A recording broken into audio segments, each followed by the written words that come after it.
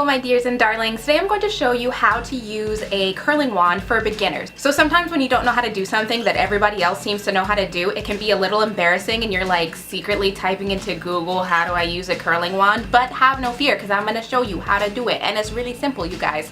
So if you haven't already seen my flexi rod tutorial, the way that you wrap your hair around a curling wand is the exact same way you wrap your hair around the flexi rod. So if you want like really in-depth, watch me do it over and over, I have a video on that. I'm gonna put it right here and you can watch that. But in this video I do show you how to do it. Basically, you're going to wrap your hair around this device in a spiral form. So we're gonna get to that. But what you're gonna need for this is a good curling wand. I have the Remington. This is kind of old, but it works really well. I don't know what size barrel this is, but it's kind of small and it works fine for the kind of curls that I like. If you're wanting more like waves, bigger curls, you're obviously going to need a bigger barrel, but this works fine for me.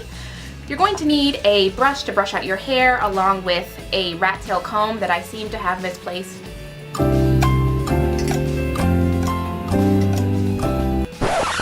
I've misplaced it at this moment, but you'll see it in the video. You're gonna need some clippies to clip your hair, and you're gonna need some heat protectant. Of course, every time you put heat in your hair, you're going to want to put heat protectant to protect it. So you guys, I use my curling wand on about 360 degrees, sometimes 340, and that's perfect for me. You don't have to set it super high. If you need to use a little hairspray, then that's fine, but you don't want to obviously damage your hair. The first thing you're going to want to do is section your hair. Depending on how many curls you want, that's going to determine the size of the sections that you do in your hair. So I do kind of medium-sized sections, and I always start my curl at the middle of my hair. The reason I do this is because if I start to wrap at the root of my hair, then I'm going to get tighter curls and a bigger, fluffier look. So some days I do like that look, but most times if I want like a casual, beachy, kind of loose, wavy hairstyle, you're gonna wanna start towards the middle of your hair, and then that gives you curls at the bottom more so than at the top.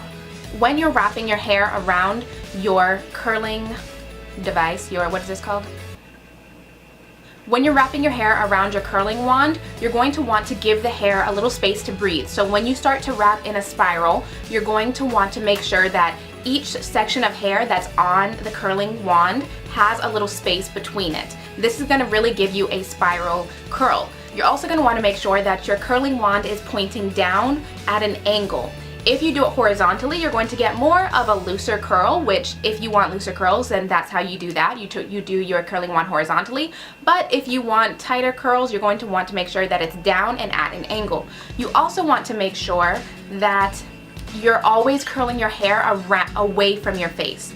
Another tip for doing the hair at the back of your head is to bring it to the side. Whether you're only curling the bottom half of the hair or curling the entire thing for a bigger look, if you bring your hair to the side, you'll still be able to curl however much you want and you'll be able to see what you're doing. It's a lot harder to try to curl your hair behind your head than it is to just bring the hair over to the side and let it curl like that.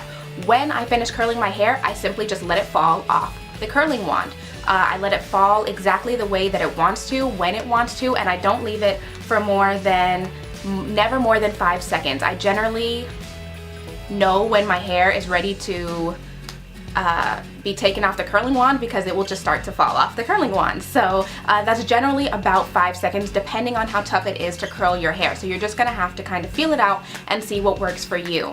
Once I get to the front of my head, whether I'm doing a side part or a middle part, today I did a middle part, I kind of figure out what I'm going to do and I curl based on that. So for my middle part, I stopped in the middle of my head and then I started to curl sideways based on my middle part.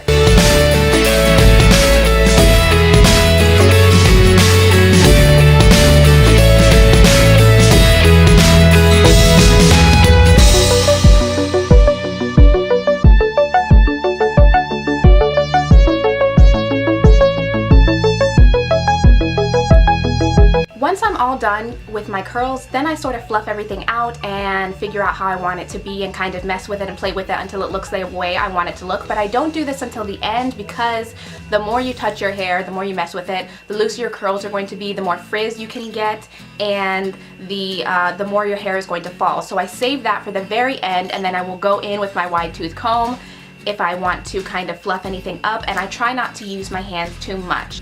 And And that's it, you guys. So simple, so easy. If you have any questions, don't forget to leave them in a comment down below and I will definitely get back to you. And give this video a thumbs up if you appreciated the tips, and don't forget to subscribe because I put out videos twice a week. So I'll see you guys later. Bye!